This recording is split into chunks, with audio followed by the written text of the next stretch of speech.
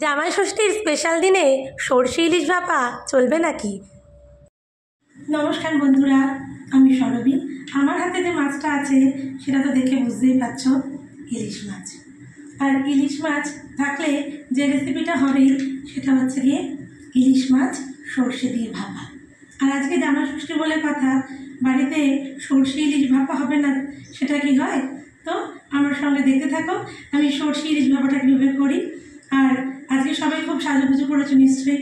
তো আমি শাড়ি আর পরিনি, একটা কুর্তি পরে নিয়েছি লাল রঙের, আর তার সাথে এরকম সিম্পল সাজগোজ। চলো এবার সর্ষে ইলিশ ভাপাটা করা যাক। জামাই ষষ্ঠীর এই স্পেশাল দিনে জামাইদের পাতে যদি এরকম সরষে ইলিশ ভাপা থাকে না, তাহলে জামাইয়ের মুখে চওড়া হাসি থাকবেই। সেই জন্য জামাইয়ের মুখের হাসিকে একটু চওড়া করার জন্য সরষে ইলিশ ভাপাটা একদম খুব দরকারি। আমি এখানে কালো সরষে সাদা সরষের মধ্যে একটুখানি হলুদও মিশিয়ে নিয়েছি, তার সাথে দিয়ে দিচ্ছি 10টা মতো কাঁচা লঙ্কা। এরপরে আর কি, নুন দাও, হলুদ দাও, দিয়ে ইলিশগুলোকে এপিট ওপিট ভালো করে মেখে নাও। আর তার সাথে দিয়ে দাও সর্ষে বাটা, সর্ষে, কাঁচা লঙ্কা। এখানে আমি 2টো সর্ষে ইউজ করেছি, একেবারে আমি এখানে বেটে নিয়েছি। বেটে আমি এই দিয়ে দিচ্ছি।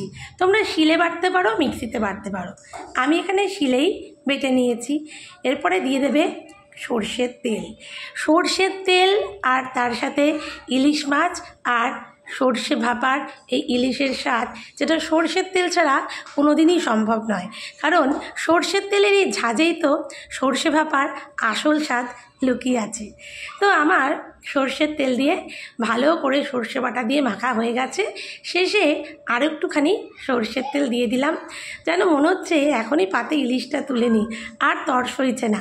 এরপরে টিফিন বক্সে দিয়ে দিলাম, কারণ টিফিন বক্সে এতগুলো মাছ, তাই আমি একটা বড়ই টিফিন বক্স নিয়েছি। টিফিন বক্সে দিয়ে এরপরে আমি টিফিন বক্সের মুখটাকে বন্ধ করে 15 মিনিটের জন্য সিম করে নেব, মানে একদম লো ফ্লেমে এটাকে ভাপে করব।